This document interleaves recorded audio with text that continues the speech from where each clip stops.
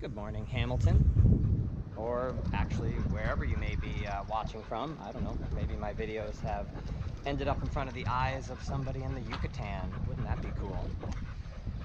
It's the August long weekend here in Ontario, which means first weekend in August, everybody gets the Monday off. So I'm down here on normally fairly busy Lock Street, and it's early in the morning, but still, usually this place is hustling and bustling, and it's super quiet. It's a little surreal, actually. And I got the dogs out. We just came from the park from a little play session, and I'm going to get some training done in a few minutes. But I thought I'd talk real quick today about biting versus nipping. And I get lots of clients that contact me about a dog nip. My dog nipped somebody. My dog nipped my aunt the other day when she went to pet him, you know, etc., etc. And I get why people want to say nipping, because nipping is gentle and it sounds nice and pleasant, and it doesn't sound mean and it doesn't sound aggressive. So I get it. We want to use some soft language because we don't want to, a lot of people don't want to own up to the fact that maybe there's an issue with their dog. Nipping is what puppies do when they're playing. That's nipping. When a puppy comes up and they're like nipping with their little front teeth there and they're just kind of playing with you. Mouthing is more of, I would say, more of like an adult dog thing, when the mouthing hasn't been dissuaded when they were puppies, and now you got a grown dog that mouths at people. Oh, but it's okay. It's very gentle. He never breaks the skin. He never bites. He knows not to. Yeah, maybe. But I'll tell you something. If your dog mouthed my arm, I would have a freak out. I wouldn't be very happy about it. And you're going to say, oh, no, he's just mouthing. That's how he plays. I'm going to say, your dog just put his teeth on me, on my flesh. So your dog could just mouth the wrong person and they're going to take it as a dog bite. Or what if your dog mouthed a child when it went up to pet it, and the parent goes, nope, your dog just bit my child. I don't like that. Okay, so I get why we want to say mouthing and nipping. But if your dog has bit somebody, it's not a nip. Like, a bite is a bite is a bite, and a bite is typically out of fear. Most dogs are biting out of fear. It's very rare that a dog is biting out of aggression, unless you've like cornered it. But even then, that dog's most likely just biting out of fear because you've cornered it and it's got nowhere else to go. If a dog's showing some kind of negative body language, like it's a little stiff and it's a little like, I don't know about this, and then you go in to pet it and it nips you,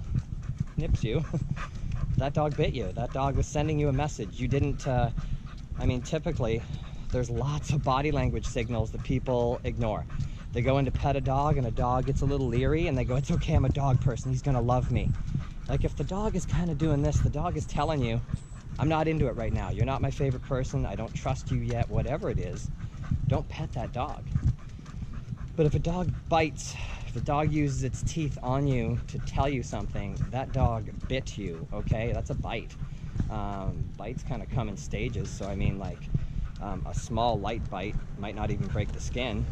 But that was just a warning bite, and that doesn't mean that it couldn't escalate to something worse. Obviously, if the skin is broken, that's a pretty serious bite. If a dog ever bites and holds on, oh man, that's top level. That's a bad bite. That means that dog was intending to cause you harm and not just send you away. That dog was like, no, I'm committing and I'm gonna cause you some harm.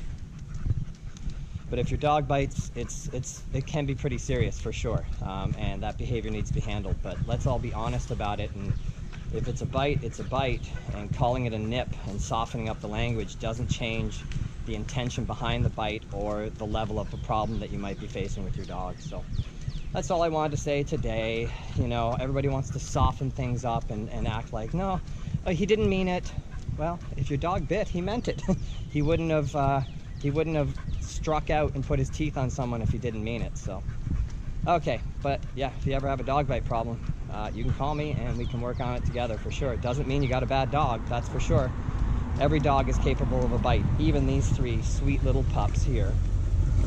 Sit. If you've been watching my videos, then you know Ollie, more than enough capable of a bite. He's given me 2 of the worst dog bites I've ever received. He came in with us, you know, from a rescue with human aggression.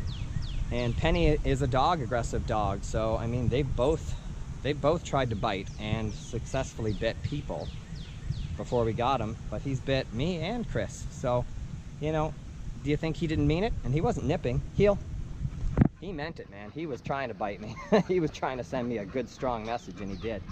So just because your dog has bit somebody, or you, doesn't mean that that's the end of the road, that you've got a bad dog. Ollie's a great dog now, so you can rehabilitate 99% of these cases, okay? So don't stress too much about it, but take it seriously, and don't soften up the language. Take it for what it is, and if it's a dog bite, it's a dog bite, okay?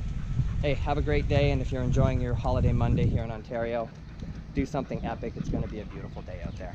See ya.